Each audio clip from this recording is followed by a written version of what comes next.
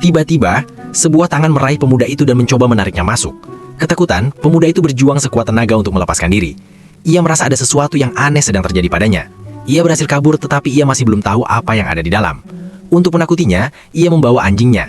Ia membuka pintu dan membiarkan anjing itu masuk. Begitu anjing itu masuk, suara-suara mengerikan terdengar dari dalam. Setelah mendengar suara itu dan melihat reaksi anjingnya, pemuda itu panik dan lari. Ia memberitahu kakeknya bahwa ada sesuatu di dalam yang membunuh anjingnya. Tanpa rasa takut, sang kakek hanya membawa sebuah tongkat dan berjalan masuk. Begitu sang kakek masuk ke dalam, suara-suara aneh itu terdengar lagi. Merasa ada yang janggal, pemuda itu memanggil kakeknya. Saat ia membuka pintu, ia melihat kakeknya dalam kondisi mengerikan. Ia mencoba menariknya keluar tetapi tidak berhasil. Dengan ketakutan, pemuda itu menutup pintu rapat-rapat, menguncinya dengan rantai, lalu berlari mencari bantuan. Polisi datang dan mulai membuka pintu. Pemuda itu mencoba menghentikan mereka, memperingatkan bahwa itu berbahaya. Tetapi, seorang polisi wanita menjadi curiga. Ia mengira pemuda itu sengaja mengurung kakeknya di dalam. Pemuda itu memohon agar ia berhenti. Namun, polisi wanita itu mengabaikannya. Begitu ia membuka pintu, sesuatu menyerangnya. Ia mencoba menembak tetapi tangannya terpotong. Melihat itu, pemuda itu pun berteriak ketakutan. Saat itu juga, seorang pengganggu sekolah muncul dan mulai memukulnya.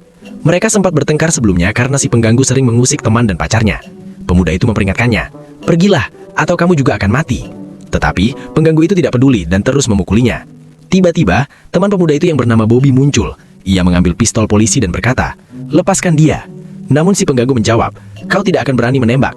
Lalu Bobby menarik pelatuknya. Si pengganggu itu berkata, "Baiklah, aku akan pergi." Tetapi Bobby ingin memaksanya masuk ke gubuk itu. Si pengganggu menolak. Jack mencoba menghentikan Bobby, tetapi ia tak mau mendengar. "Aku akan balas dendam hari ini," ucap Bobby. Si pengganggu melihat sebuah tangan terputus di tanah dan menyadari bahwa ada yang tidak beres. Ia terus bertanya, "Ada apa di dalam?" Tetapi Bobby hanya berkata, "Masuk saja." Si pengganggu terus bertanya, namun Bobby tidak mau menjelaskan. Jack tetap mencoba menghentikan Bobby, tetapi diabaikan. Sebaliknya, Bobby mengancam si pengganggu, "Masuklah, atau aku tembak." Meskipun sudah diperingatkan, Bobby tetap mendorong si pengganggu ke dalam gubuk.